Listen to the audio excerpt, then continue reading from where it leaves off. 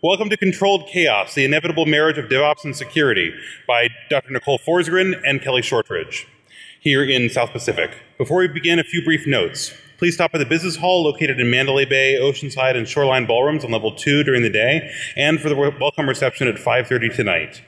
The Black Hat Arsenal is in the Business Hall on level 2, and please join us for the Pony Awards tonight in Lagoon JKL at 6:30 p.m. Please put all your phones on vibrate, which makes it easier for the rest of the audience to ignore the ringing while you wait for your voicemail to pick it up. Now, Dr. Forsgren and Kelly Shortridge.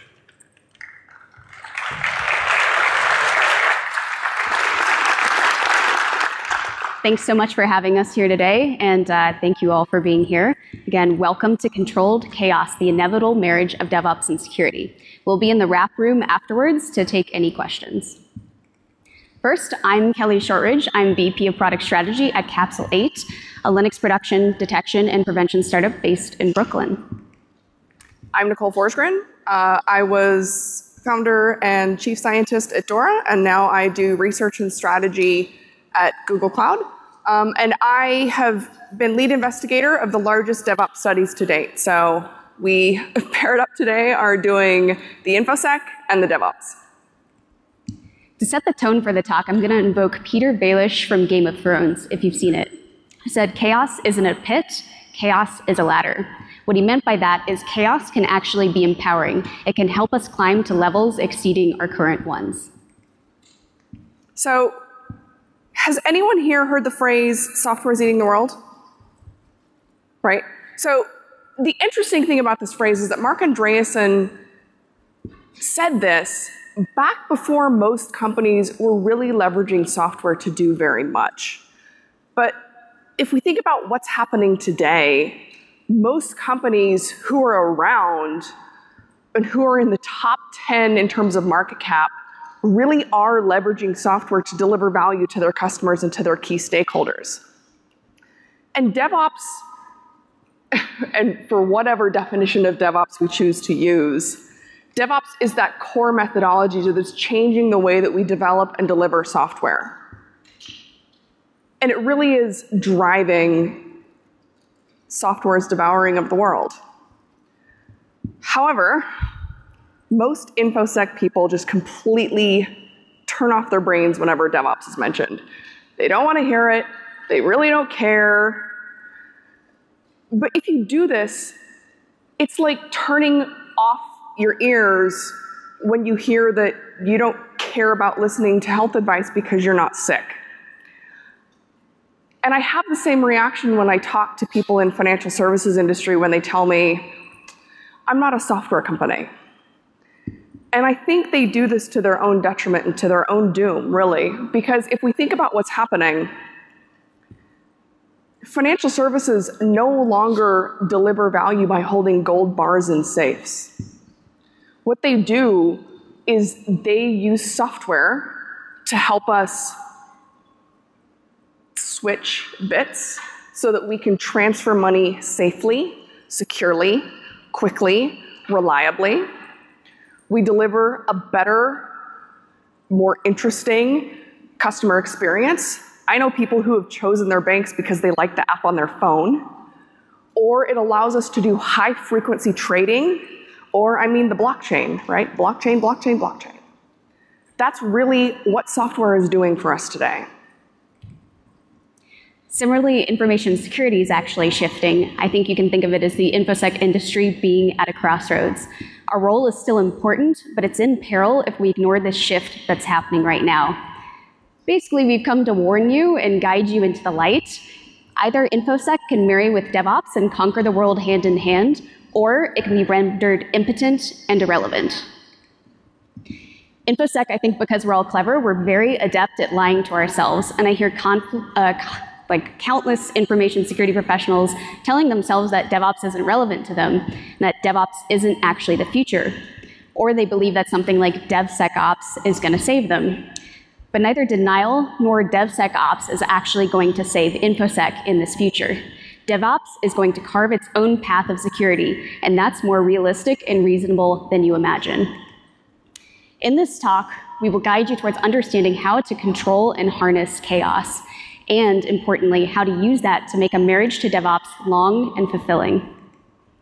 First, we'll clear up what DevOps means, because a lot of InfoSec people get it very wrong, and what DevOps' priorities are.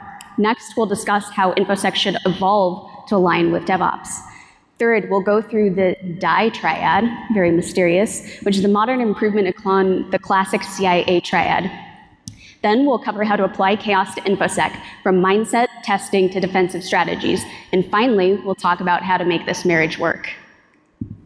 So, now we get to talk about what the DevOps is. So, who here has heard that DevOps and Agile are the same thing? Lies, damned lies. So,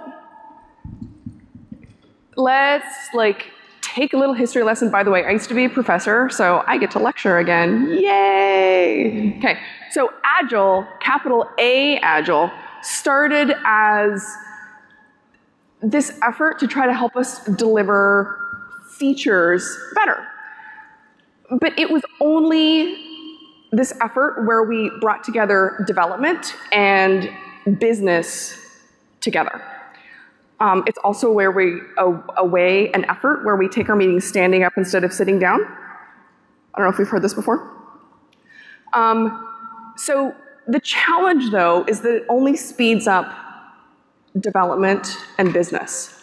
But then what happens is we're creating all of these features in traditionally 2-week sprints, faster and faster and faster, and we've left these features or these deliverables nowhere to go.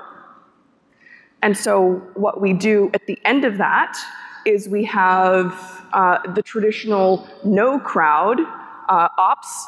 Anybody ops here? InfoSec? Who here refuses to raise their hand? I love you people. So I was IT ops. I was sysadmin for a long time.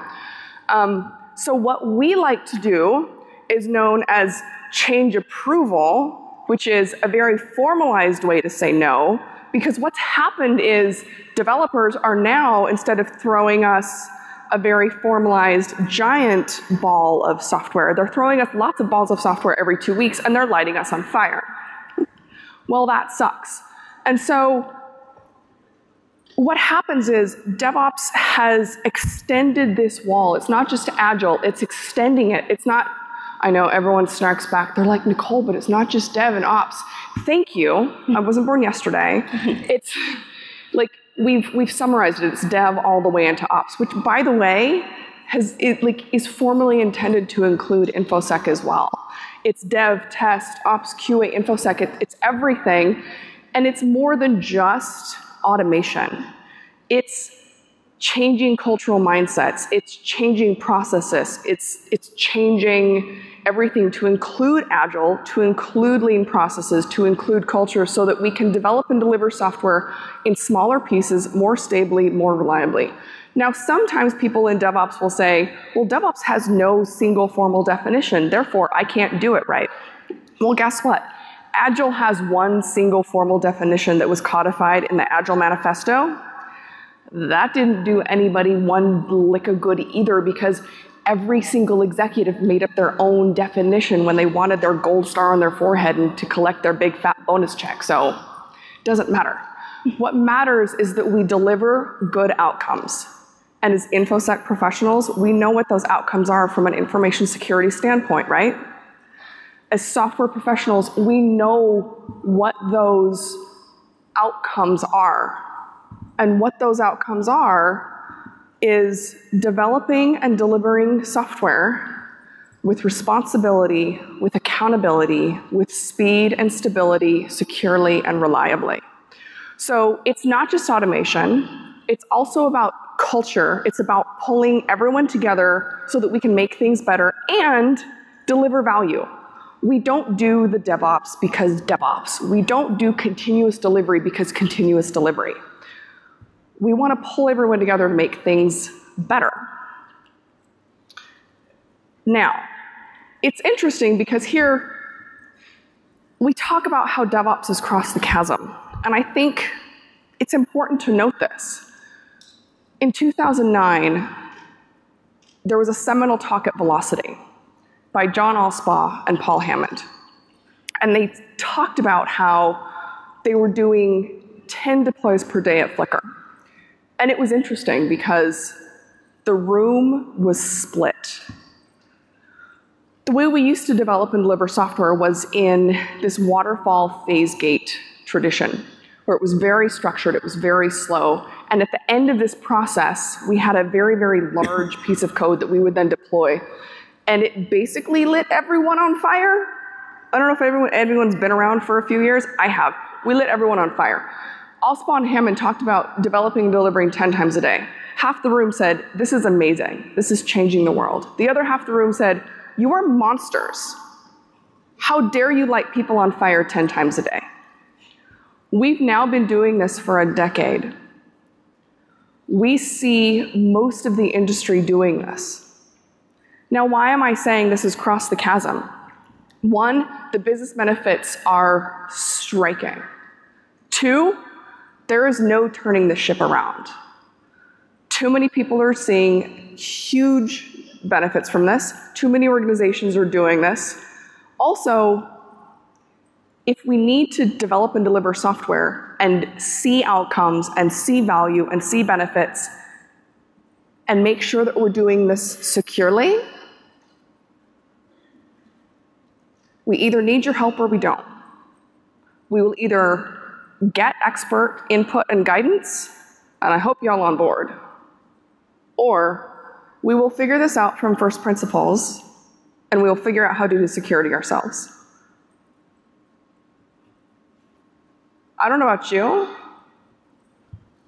but some people do not know how to do info security like you do. Who here knows how to do Infosec better than some random software engineer? If you didn't raise your hand, what are you doing here? I don't know about you, but I work in Silicon Valley. These random 22-year-old software engineers that think they can derive anything from first principles better than an expert drive me crazy. But if Infosec refuses to help us figure out how to build secure software, we have to build secure software, so we will figure it out ourselves. We would much rather have your expert help and guidance. But if that expert help and guidance comes down to telling us no, we're going to do it. So, how do we do this? By integrating once disparate roles. Dev and ops used to just not be a thing. Ops used to only say no. But we did this by shifting left, by having ops talk to devs earlier and say, by the way, we're saying no because everything you build breaks. It never scales. It's never reliable. If you build it this way, things work better. If you deploy more frequently, it's not a giant thing that has a huge blast radius that breaks everything. So what happens if we do the same thing with security? What if you have input earlier?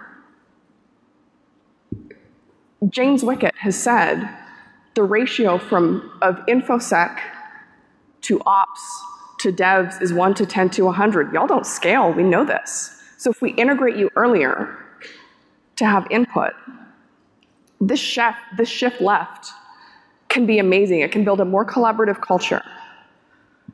It can contribute to superior outcomes like stability and availability and resiliency. But if Infosec resists this, we may just bypass you, and it's not because we don't like you, it's because we have to build secure systems, and we will find ways to do this.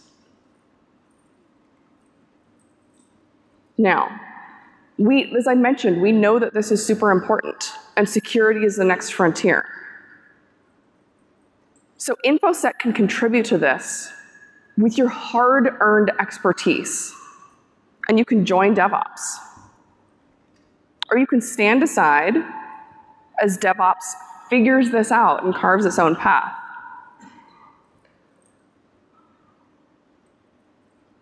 I would love to see Infosec contributing this expertise that we just don't have. And so many companies are starting to do this and pitch in. And what it will probably begin with is by assimilating security concepts into things like chaos and resilience engineering.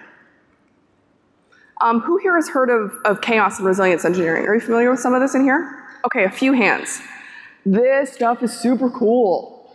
So chaos engineering is when you do things like randomly kill instances and randomly kill infrastructure and boxes to see what's going to happen.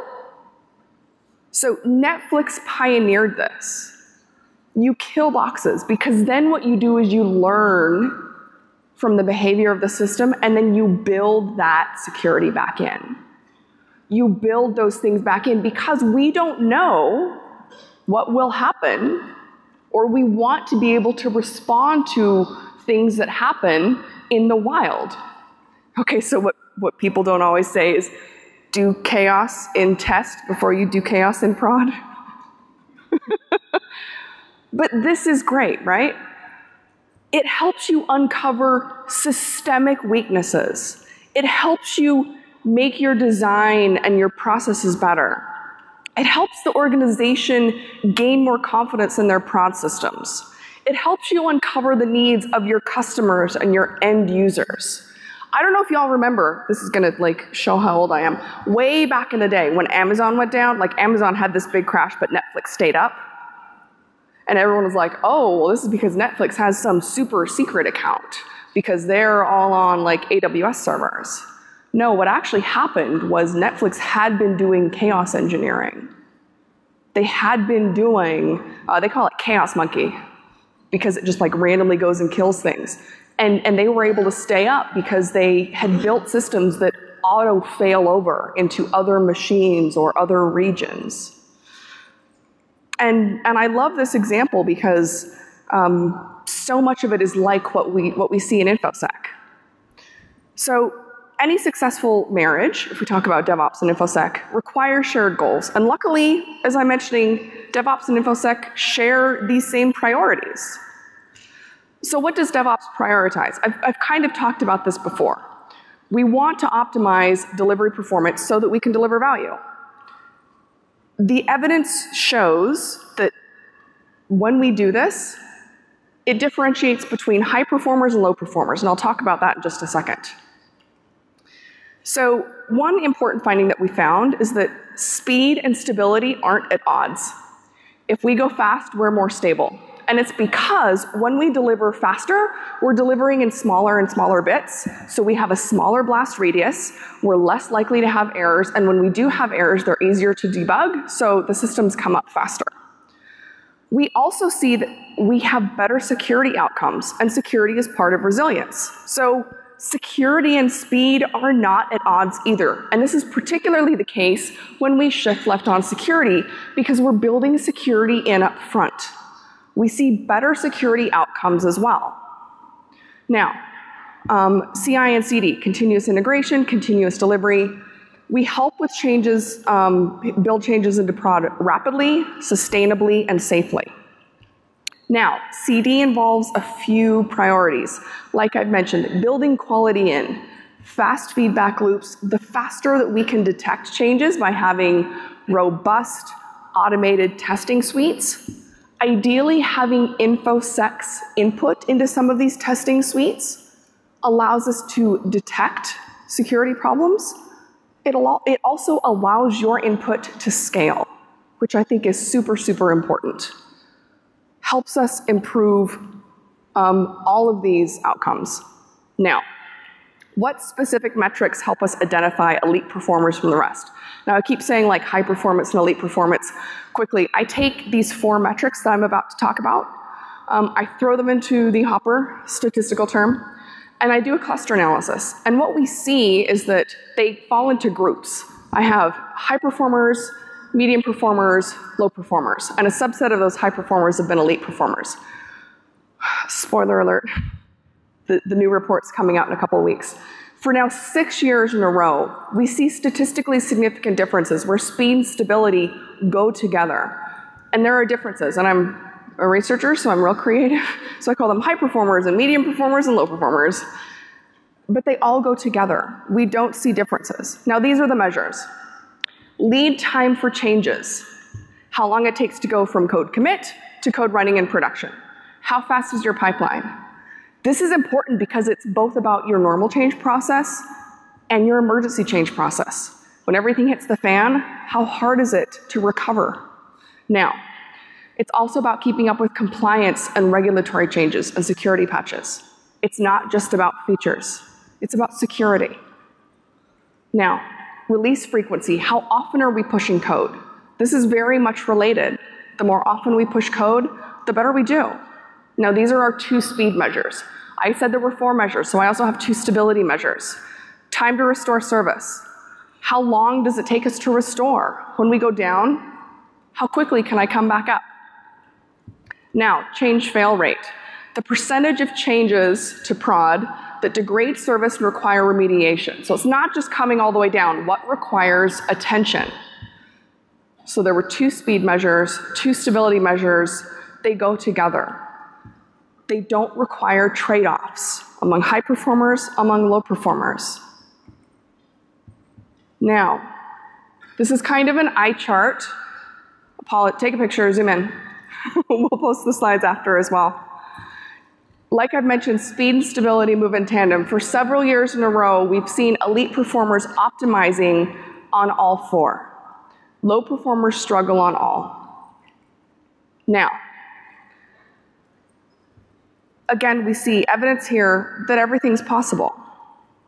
We also see that elite performers are conducting security reviews and are able to implement what they see in days. In contrast, low performers, it takes them weeks to conduct reviews and then weeks again to implement those changes that they find. DevOps and Infosec are not at odds. This is absolutely, potentially, a marriage made in heaven. No DevOps pro wants to build insecure apps or insecure systems. This is absolutely something that goes hand in hand. Their priority, however, is to build software. If we're told no because reasons, we can't wait. We have to do secure systems. We have to build systems. We have to push systems. And if someone with an Infosec hat on tells us, no, we will figure it out. We aren't the experts, though. So please join us and tell us how to do this right. Now, we are also continually proving value to business. For several years, across several streams of research now, we are showing that DevOps delivers value. And I think the next frontier is going to be that we deliver value, and one of these core pieces of value is security. Security is becoming a public good, as Kelly has been pointing out. So what does this shift mean for security? So now we enter what I call Infosec's metamorphosis. So for any function, conflict exists when there's accountability that's disparate from responsibility. As Nicole said, the fundamental idea behind DevOps was the unification of accountability and responsibility. It was that developers no longer just threw operations problems over the fence and told operations people to deal with it. I think that's really good. So through this lens, it feels logical that this shift will become developers taking accountability for security problems too. It'll no longer be something security-wise as someone else's problem. I think that would be the real DevSecOps, though it's not a great term. What I just said is already covered by DevOps. And I think all of y'all here will be familiar with the pain that you feel when you have to remediate vulnerabilities, like right as they're telling you that it has to be released ASAP, and you're like, I didn't even write this. So I think this paradigm would be really refreshing for our industry. The resulting question is, what should Infosec's goal outcomes become in this metamorphosis? But I also think an even better question might be, why should Infosec and DevOps goals actually diverge? Infosec should support customer adoption and satisfaction while meeting compliance and regulatory demands. Satisfied customers aren't those whose data is leaked or experience abuse by tech. Satisfied customers aren't those who experience outages, service outages, or outages with their data, anything else. They're also not ones who are probably going to adopt you if you have compliance violations. Infosec should fundamentally support the ability of an organization to innovate in response to change. They should not add friction to that process. Companies can't innovate if they'll violate compliance, leak data, or facilitate abuse, because those are counter to the goals of customer adoption and satisfaction. I also think as an industry, we can't rest on the excuse that I hear all the time, like, this is how it's always been done. My spicy take is that Infosec in a certain way has actually failed as an industry over the past few decades because we're still getting owned with the same methods, nothing really changes, and we keep these traditional views, and it's not getting any better. I also think the greatest advances in security are rarely spawned by the Infosec industry itself. I'll be talking about ephemeral and immutable infrastructure in a bit. That's an example where it's not Infosec. Or you have disparate kind of pockets of Infosec professionals that are hardening browsers or hardening operating systems, which have done way more from the industry than a lot of vendors. I think the bristling by Infosec in the face of DevOps can be explained by what I call the Infosec Copernican revolution. The firewall was always at the center of the security universe, and it was the anchor of most security programs, including defense in depth. The problem is cloud and microservices make the firewall, frankly, irrelevant. So I think it's like people in the Middle Ages learning that, the Earth isn't the center of the universe. It's understandable why you'd be panicked if your mental model is being upheaved, but it's still illogical. As much as Infosec fights these winds of change, the data is obvious. Teams who meet essential cloud characteristics as defined by NIST are 23 times more likely to be in that elite group Nicole mentioned. Also, teams who do most of their work on a platform as a service solution are 1.5 times more likely to be elite. So Infosec must accept this tech and recognize its potency. So the security of chaos. Let's bring it all in. The chaos philosophy of things will fail can be naturally extended to the philosophy of things will be pwned. Failure from the resilience engineering perspective is commonly thought of as outages, when services don't operate as intended. A security failure, therefore, can be thought of when security controls don't operate as intended, when they fail. Just as detecting a failure early reduces the cost of a fix, likewise, detecting some sort of security failure early reduces the cost of a fix. So what are the principles of this chaotic security engineering, which, if that's not the sexiest job title, I don't know what is, frankly. So first, expect your security controls to fail and prepare accordingly. System architecture must be designed assuming that security controls will fail. Your security architecture must also be designed assuming users will fail, where this sort of failure is not following the most secure path. And I think we can all agree that that's a pretty wise assumption at this point. Users very rarely follow the kind of ideal way of behavior. Second, don't try to avoid incidents. Instead, embrace your ability to respond to them. Incidents aren't fully preventable. They never have and never will be. The focus instead should be on ensuring your systems are resilient enough to handle incidents gracefully. I think it's freeing to move away from the frankly impossible standard of perfect prevention and instead pivot towards the very realistic resilience possibility. What are some of the benefits of applying this chaos and resilience approach to Infosec? Luckily, there are many. So first, the repeated practice of recovering from unexpected incidents means you can lower your remediation costs because teams are better prepared to handle these incidents. It also reduces stress levels, which means less burnout, which is a huge problem in Infosec, because incidents become a problem with known processes rather than being dominated by fear and uncertainty. Another thing is that disruption to end users is actually minimized because feedback from testing informs how to create design that minimizes user impact. You also gain more confidence in the security of your production systems because each scenario tested improves the system's resilience. And finally, another benefit is it helps you understand risk at a systemic level. A big problem in Infosec is we seek to understand the risk and security of components rather than a systemic level. The feedback today also happens really sporadically in the form of kind of like quarterly or even less frequent penetration tests or red teaming exercises. But chaos engineering creates a continuous feedback loop to help us continuously refine our security strategy. So you can almost think of chaos engineering as like all the time red teaming, which is pretty cool. The ability to automate away toil, I think, will also be very interesting to Infosec because I hear Infosec professionals complain about toil all the time. Toil is a term popularized by Google, and it's not just work you don't want to perform, because I think we can all agree that would be most of enterprise Infosec tasks other than research. So we can't just get rid of all of that, unfortunately. But toil is the manual, repetitive, and tactical work that scales linearly with your growth, but doesn't actually provide any enduring value. Think of scripts manually run, other reactive tasks that interrupt workflow, tasks that don't really require human judgment. So examples of toil in Infosec are manual patching and updating, adding users to access control lists, provisioning 2FA tokens, firewall rule management, deployment of blacklists, deployment of services and systems generally. It's all the super unsexy stuff that all of us mostly hate doing. How else can Infosec become more strategic rather than kind of manual and tactical? Let's now turn to exploring the core characteristics that build security in modern infrastructure. If you're familiar with Blade Runner, to avoid Infosec becoming like tears and rain, it's now time to die. First, how many of you are familiar with the Cia Triad? Pretty much everyone, right? So I'm only going to go through it really briefly. If you aren't aware, it stands for confidentiality, integrity, and availability. It's commonly used as a model for balancing Infosec priorities. Confidentiality is the ability to withhold information from people unauthorized to view it. Integrity is the ability to ensure that data is an accurate and trustworthy representation of the original information. And integrity is the ability to ensure that the organization's services are available to end users. The problem is the Cia Triad is actually a really narrow model. It focuses less on security-enabling characteristics and more on preserving existing security values.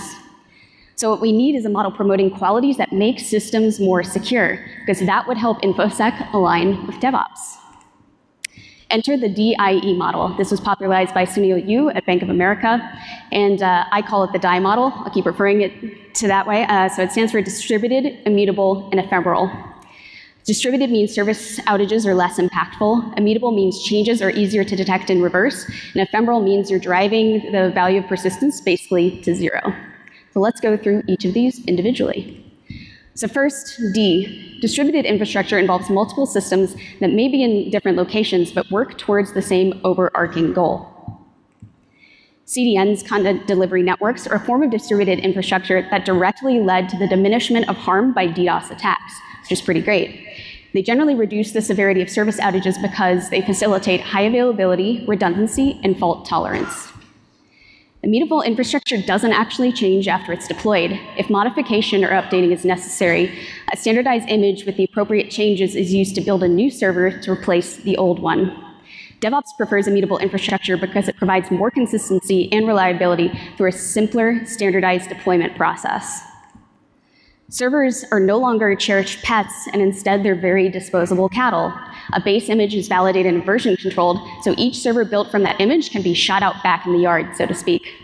Because images are version controlled, it also means that you don't actually have to have these systems up all the time. So again, you have to worry less about manual rollbacks and the whole update process. It becomes much easier.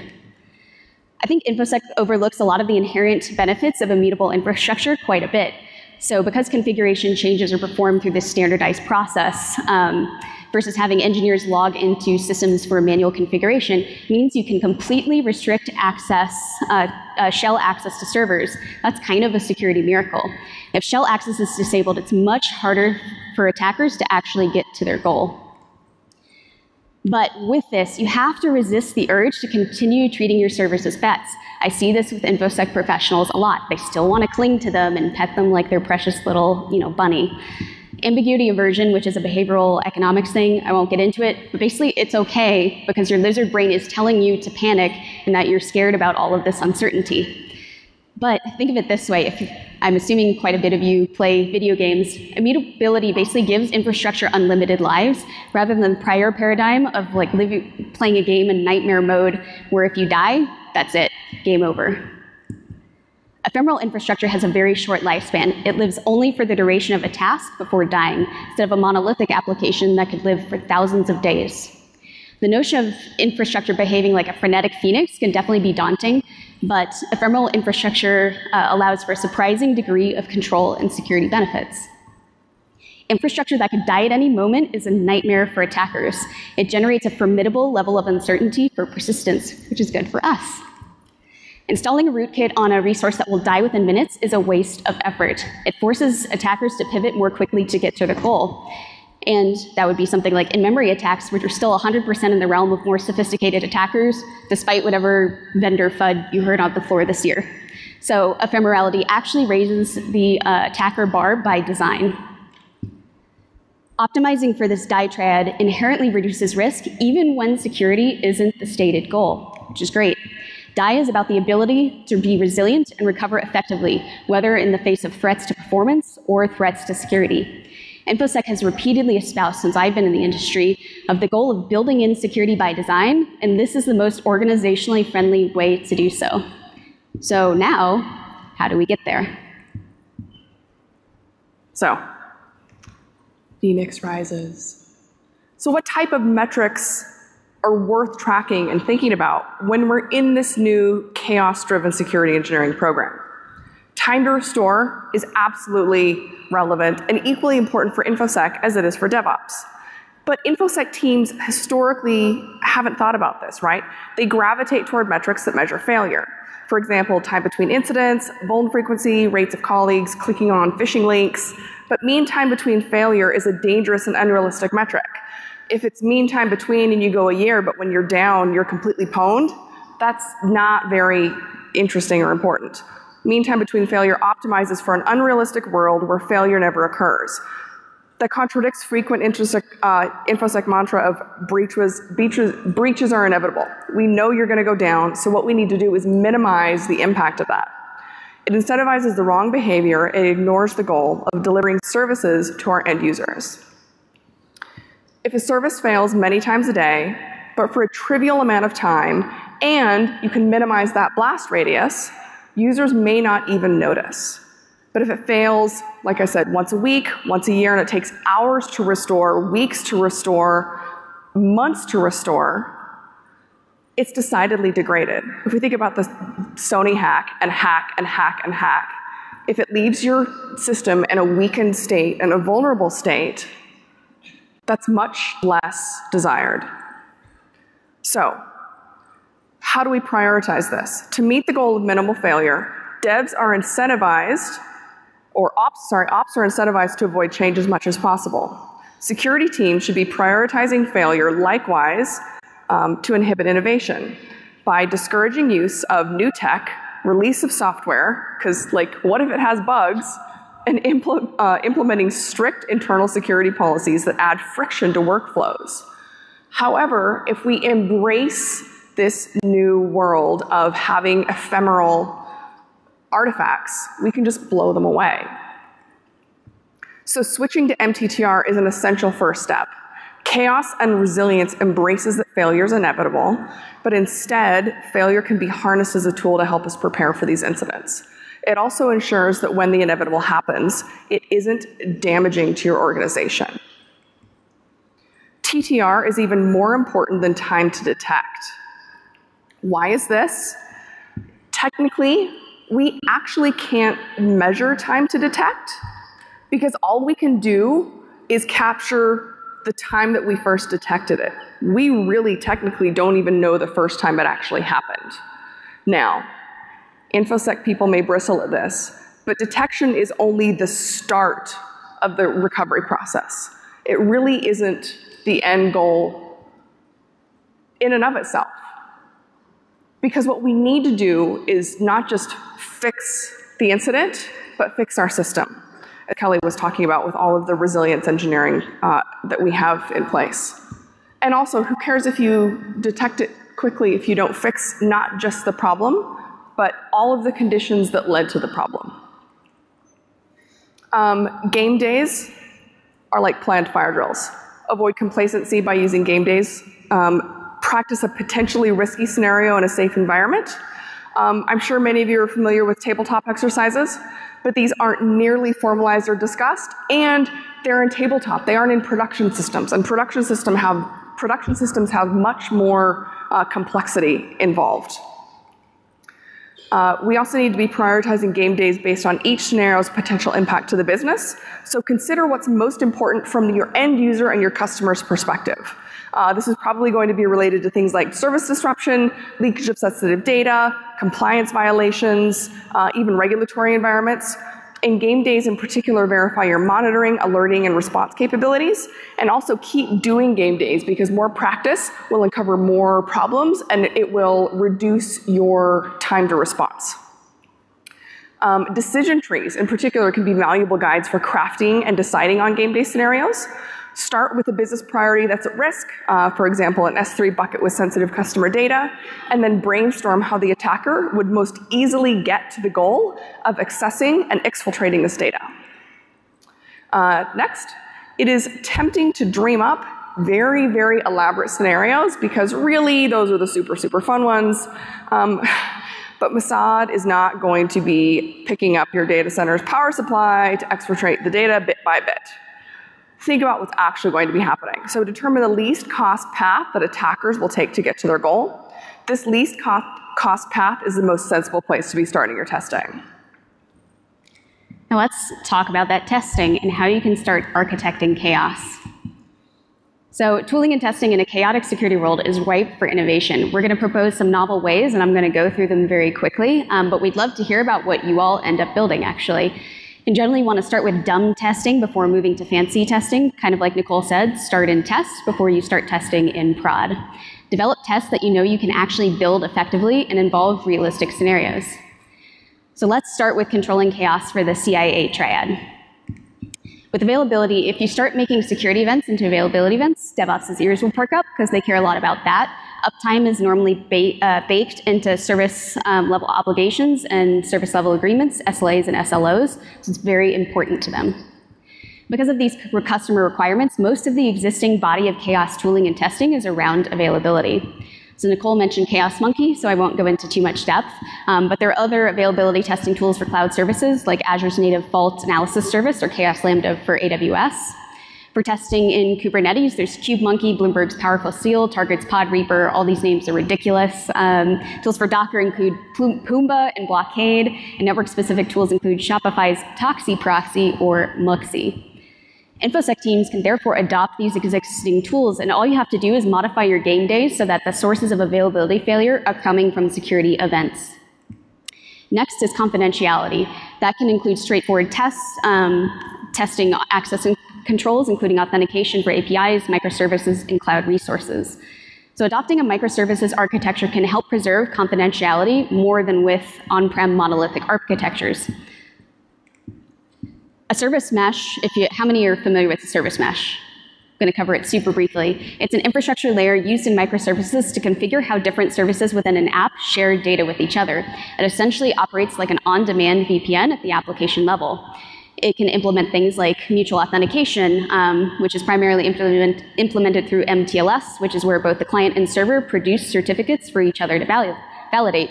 So service meshes end up being really useful, because you don't have to do your own crypto, which I think we can all agree is a bad idea. Implementing a service mesh also generates confidentiality benefits by design. Attackers encountering a service mesh are forced to privilege escalate to the IP tables layer to modify their access control. Of course, privilege escalation isn't impossible, but you're still raising that attacker cost, which is crucial. Injecting failure into your service mesh, therefore, becomes a very worthwhile test in this chaos paradigm. Design tests to ensure your service mesh's authentication policies are operating as intended. And leaner authentication policies also produce a performance benefit because they're not all trying to talk to each other at the same time. That means it's dual benefits for both DevOps and security. Finally, integrity. Applying chaos testing to integrity is less straightforward, and I think it's superseded by immutability, but we'll cover it super briefly. So for any system using signed data, a generic and relevant test is changing the signature or content of this data and then monitoring to see whether the system still processes it. So for orgs attempting zero-trust networks, invoke chaos testing by swapping out certificates. If zero-trust networks are configured correctly, then transactions between nodes should fail entirely. Nothing should work. At the very least, you should be receiving alerts immediately, and if you aren't, that means you're getting good feedback. This test also works for service meshes because swapping out certificates will also cause similar problems. Compliance standards are keen on controls for data integrity. That's why file integrity monitoring is a required control under HIPAA, PCI, and most of the others. So a chaos test for credit card data or personal health information is to flip bits in the data or otherwise modify encrypted data. You should receive an alert, and this can help you verify that your FIM is actually working correctly. Retrograding also offers a very cool general testing strategy for integrity. So older versions of software obviously are more likely to have known vulnerabilities. Attackers will definitely prefer for you to have older versions of software in them. So a chaos test is to inject older versions of software into libraries, containers, and other components. This quote here, we're moving on to the Diee model and how to test. This is for the 2 people in the audience that have read Sylvia Plath. So let's start with distributed. Distributed is closely aligned to availability, so all of the tools we mentioned before will work for that as well. Multi-region services offer a fun opportunity to bamboozle attackers, because if you have load balancing, you can actually rapidly redeploy services. So you can change the composition of how your services look and where they're set up. So you can shuffle IP blocks and make them different on a regular basis, and the net result is you're changing the lateral movement game for attackers. And measuring reverse uptime can help with this strategy, which I'll mention in a minute. Next is immutability. Immutable systems create inherent security, which is often why they're left unguarded. Data can't be stored on disk because it will disappear and come back like a phoenix, as Martin Fowler said. With the continuous delivery required to support deployment of immutable infrastructure, you also gain a sort of continuous defense. It creates a volatile environment with continually moving parts, and that makes it difficult for attackers to discern how to reach their goal. Immutable systems will restrict the ability for users to write or modify the system in any way. Because of this, most immutable systems will allow you to create rules like, if there's ever a write to disk, crash the node entirely. These sorts of rules force attackers to stay in memory, which hopefully makes them cry. Despite all the vendor FUD, this is still restricted to well-resourced attackers. For example, consider a case where an organization creates this kind of rule for the Docker container. Now, you're an attacker with a Metasploit interpreter and a web shell running. When you attempt to touch passwords.txt, because that's a juicy file, the container immediately explodes on you. A Docker image can then be built with what I call the bamboozle layer, which won't affect any of the other team's layers and should only need simple ongoing maintenance by the security team. The bamboozle layer should contain a bunch of like tire fire, trash, garbage. So like a home/user/passwords.txt should be filled up so it looks like a realistic file size. These enticing garbage files can be marked as unreadable as bait because attackers will want to mark them as writable, which then would trigger your automated shutdown. Attackers will be forced to repersist, and DevOps would definitely be notified of this because it would cause a latency or error rate spike. This kind of bamboozling will ruin attackers' days, and I love ruining attackers' days. It's a lot of fun. The upfront cost to bake this in, there is some, but I think the ROI is pretty high because you can do this kind of into infinity. The goal for security then is almost like immutability turtles all the way down, and that supports infrastructure with integrity at all levels. Ensuring immutability involves testing for unauthorized changes, then ensuring they're being detected in reverse. So an example test is injecting attempts at writing to disk. Changes to disk by an adversary should be treated the same way as a failing disk, because both will impede the goal of maintaining a uniform fleet. And DevOps is probably already doing outlier detection, which should help with this. Finally, ephemerality. The goal here is to drive the value of assets to 0. Testing ephemerality is largely anchored around testing for statelessness, reverse uptime, and surprisingly, throughput. Most security bugs are state-related, so if you get rid of the state, you get rid of the bugs, and that reduces the ability of the attackers to persist on systems. Stateless apps then help drive the value of data to 0 just based on their design, because they don't rely on persistent storage, which makes the window of opportunity for attackers really small. Reverse uptime measures the amount of time a host has been online, but through the lens of more time adds more security risk. So minimizing the amount of time a resource runs actually supports ephemerality. Chaos testing for ephemerality can include checks that updated resources aren't still accepted. So API tokens can be changed, and then inject that old API token to see if it's still being accepted. If it is, that's obviously really bad. Performing inversions of integrity testing can apply chaos to ephemerality as well. So hashes of old instances or old data can be used to ensure that resources aren't persisting. So you can also use things like arcade tokens to make sure that everything's being routed through one channel, like an S3 bucket, and then you can monitor that for throughput. So some very smart people have said that you can actually leverage lessons from toll fraud. So you can think of cloud systems as a form of utility, and you can actually start looking at billing as a security signal, even though that's not traditionally monitored by security. But if you maintain daily billing for cloud resources, you shouldn't see spikes in costs. So an attacker exfiltrating terabytes out of an S3 bucket or running a crypto miner is naturally going to create some sort of billing spike. It's especially obvious if you're using like hourly billing, for example. So test this with your own crypto miner. They'll obviously give the Bitcoin back to pay the cloud bills. Don't just keep it. So then, how should Infosec work together with DevOps to implement all of this defensive innovation we've discussed? Marriage vows. We love each other, so we're going to keep this quick. So as I mentioned, James Wickett said that we have 1 InfoSec person to 10 ops people to 100 devs. So y'all are super important. We got to scale this. Right now, it's just been one big wall of no. So how are we going to make this scalable love? What does this look like?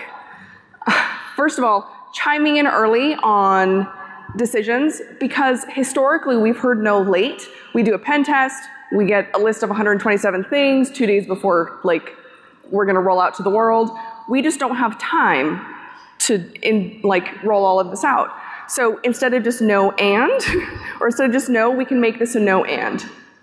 Next, having input on tests early, because then if you tell us how to do all this testing, it then becomes scalable through all of dev's test suites. Next, if we're only the last no gate in the delivery process, there's no way we can improve all of those features at the last minute. No one likes a pen test at the last minute. It's a thanks, I hate it response. So if we can get input super early, we can embed it. InfoSec needs to be focusing on outcomes, not just outputs.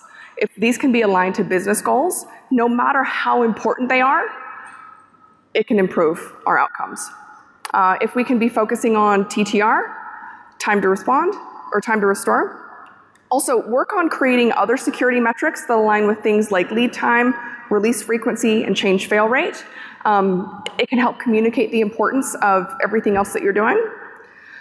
Next up, security game days should be conducted along with performance-related game days, not just treated as a completely separate species that are conducted by DevOps and security separately. If InfoSec can craft game days that are based on business impact priorities that overlap between outages or SLA features and security-related incidents, that can be this will be found alongside with the rest of the team. It really helps get buy-in. InfoSec should team up with DevOps to cultivate buy-in for chaos and resilience. The reality today is that only more advanced tech orgs adopt chaos engineering in practice. But given the dual performance and security benefits, DevOps and InfoSec should be working together to foster consensus around resilience approach and then implement it. InfoSec calls it visibility. DevOps calls it observability, but really it's just a shared capability into understanding what our systems are doing and what they look like. It gives us an ability to see errors within an app that can help with performance and sniff out any type of malicious activity. Before reinventing the wheel, InfoSec teams should check with their DevOps colleagues. DevOps is likely already collecting many of the system level metrics that are needed and performing some security analysis. So a few takeaways. Changing culture is essential. The best way to challenge culture is to change what people do and attempting to change the way people think. So in conclusion, thank you all for sticking with us. DevOps is the new engine of business. We have to accept that. InfoSec has the chance to marry it before it's too late. InfoSec won't secure a future for itself by attempting to force itself within DevOps or continuing to play the role of this staunch gatekeeper. Chaos and resilience represent a natural home for InfoSec and also a better future for InfoSec, one that's actually fun and innovative. Enterprise security teams must unify responsibility and accountability because that's the only way to truly marry DevOps. If it doesn't, it's going to be seated at the kids' table in the business until it's uninvited from the business altogether.